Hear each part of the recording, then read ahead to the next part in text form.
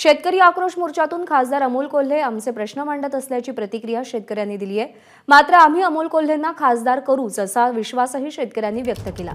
अजित पवार एवढंच आव्हान देत आहेत तर त्यांनी स्वतः शिरूर लोकसभा लढावी, मग आम्ही दाखवून देऊ असं आव्हान थेट शेतकऱ्यांनी दिलंय।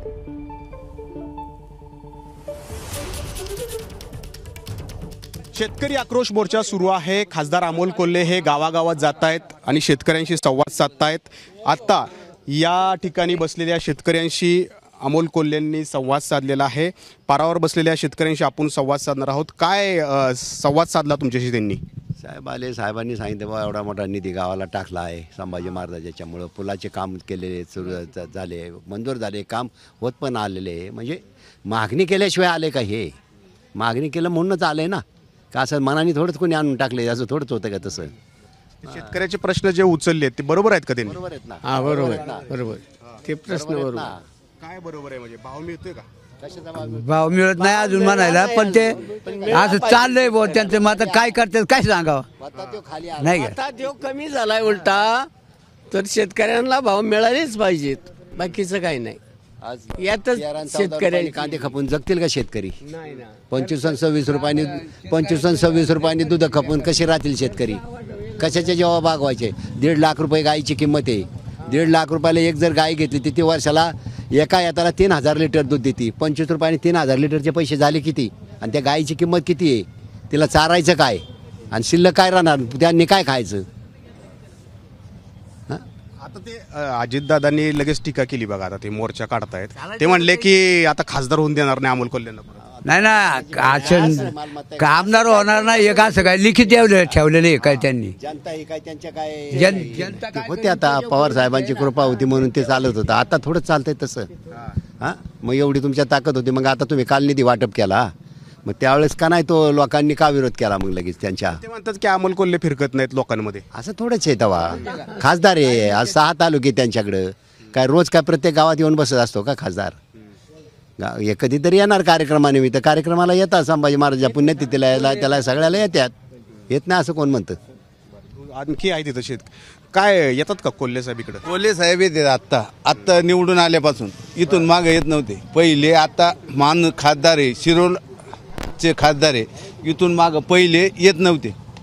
आम्ही खासदार व्हायच्या आधी अमोल कोल्हे आमचे गाव पण गेलते, निधी टाकलेली मान्य आहे ना सगळं, पण तुम्ही आता वर्ष झाले 2 वर्ष झाले निधी टाकली, निस्ती टाकली, त्याचं काय आहे का पर्याय? त्याचं काम सुरू झालं पाहिजे। काय मोर्चा काढतायत काय दिसतंय तुम्हाला? मोर्चा काढतात आता ते त्यांच्या पोटी जातात। आता अजितदादाचं त्यांचं चालू आहे, हे लोकांच्यात फक्त भावना निर्माण करायची। भावना निर्माण इतके दिवस बरं नाही मोर्चा काढले कुणी, तर शेतकऱ्यांसाठी बुवा एवढं हे झालंय। आता कशासाठी काढतात? ही आता त्यांच्या स्वार्थासाठी करतात। आता काय आहे विषय? कसला स्वार्थ दिसतो? मग आता तुम्ही अजितदादा म्हणले निवडून नाही यायचे, मग गावागावात संपर्क वाढवायला चालू केलं त्यांनी ना विषय। ओ बाबा, तुमचेच गावकरी आहेत म्हणते स्वार्थासाठी काढलाय म्हणून। ते आता ज्याचे त्याचे अनेक जणांचे अनेक मतं असतात, अनेकांचे अनेक हेतू असतात, बरोबर आहे का? अनेक जणांचे अनेक हेतू असतात। तसं नाही। एक खासदार म्हणजे 6 तालुके त्यांच्याकडे असतात। हा 6 तालुक्यातून किती गाव आहेत त्याच्यामध्ये? प्रत्येक गावाला म्हणजे तसं थोडंच होत असतं का? प्रत्येक गावाला काय 10 वेळा जाणं होत असतं का? त्यांच्या मागं कामं असतात, दिल्लीला जायचं, इथं मंत्रालयात जायचे, कामं मागत एक कोणी काही म्हणत असतं। लोक आहेत तशी, जनता आहे, जनता काही म्हणू शकते, त्यांना काय म्हणायला काय पैसे लागतात का तेव्हा? हां, पण तुम्हाला आता वाटतंय का त्यांनी जे काही प्रश्न उचललेत ते खरे आहेत? शेतकऱ्यांचे प्रश्न सुटलेत का? पण नाही ना सुटले अजून। शेतकऱ्यांचं त्यांनी केलं ना, प्रश्न सुटल्यावर मग काय हरकत आहे? आम्ही तर मग म्हणू अमोल कोल्ह्याला डोक्यावर घेऊन नाचू की साहेबांनी बहुत चांगलं काम केलंय, काम करून दाखवा। तुमची काय आहे ना, तुम्ही केलेलं त्याचं काहीतरी फक्त प्रश्न मांडतात असं म्हणायचं? माणसात फक्त त्याचं काम झालं पाहिजे हे मला म्हणायचे। आणि इथून माग सुद्धा निधीसाठी लोकांनी मस्त प्रयत्न केले। बरं, आता सांगा की शिंदे गट तिकडे गेला, अजित पवारांचा गट तिकडे गेला, ते म्हणले की ऐका ना, मला बोलू दे तरी, जनतेच्या हितासाठी गेले, शेतकऱ्याच्या हितासाठी गेले। आता अमोल कोल्हेंनी प्रश्न मांडले, ते तिकडे हितासाठी गेले, त्यांनी काय तुमचं हित साधलंय? नाही, आम्ही ते हित नाही, पण त्यांचं हित साधलं ना त्यांचं अमोल साहेबांचं। आता अजितदादा म्हणले, इथून मागं त्यांनी मोर्चाचं नाहीच केले। शिंदे गटाने अजित पवारांच्या गटाने हित साधलं का काही? अहो त्यांचं गटांचं काय विषयच नाही, आपलं फक्त अमोल यांच्यासाठी। हा, इथून मागं तुम्ही म्हणले आले, आमचं म्हणणे आहे की अमोल कोल्हे येतात, पुण्यतिथीला येतात, सगळ्याला येतात. ते आता तालुक्याचे खासदार आहे, त्यांना येणेच भाग आहे.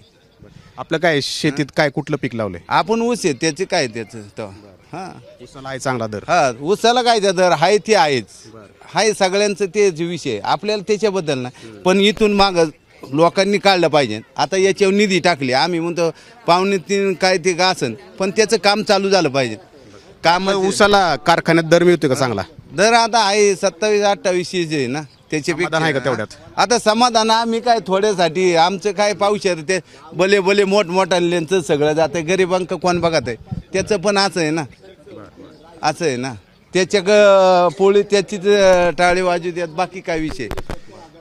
ओ बाबा, शेवटचा प्रश्न आहे की खासदार होतील का आता परत एकदा ते? होणार ना, होणार लय वेळा होणार. ही संभाजी महाराजाची कृपा आहे, लय वेळा अमोल कोल्हेच खासदार होणार. 100% होणार ते. खासदार होणार, त्यांनी तेवढं काम केले. आता हे सगळं सर्वसामान्य माणसं. अजित पवार हरवू शकत नाही. अजित पवार कसे हरू शकतात? अजित पवार काय स्वतः उभे थोडेच राहणार आहे? आढळराव दादा जसे अमोल कोल्हे निवडून आले ना, अजित दादा आढळराव गेले. कधी आढळराव? अजित दादांनीच उभं राहावं इथून, इथून उभं राहावं का मग? स्वतः राहू द्या ना अजित दादानी, मग बघू कसे. तर हा आक्रोश मोर्चा सुरू आहे आणि या मोर्चादरम्यान शेतकऱ्यांशी ते संवाद साधतायत आणि शेतकऱ्यांच्या प्रतिक्रिया आपण ऐकल्यात. संमिश्र प्रतिक्रिया आहेत, परंतु जे आव्हान अमोल कोल्हेंना अजितदादांनी दिलं होतं, तर हे शेतकरी, हे मतदार म्हणतायत की आता अजितदादांनीच अमोल कोल्हेंच्या विरोधात उभं राहावं. पुढे बघूयात शिरूर लोकसभेच्या वेळेला काय होतं. तुर्तास तरी या मोर्चादरम्यान काय घडतंय हे आम्ही तुमच्यासमोर मांडण्याचा प्रयत्न करतोय. कॅमेरामन अमोल गवाळेसह नाजिमुल्ला, एबीपी माझा, शिरूर, पुणे. एबीपी माझा, उघडा डोळे बघा नीट.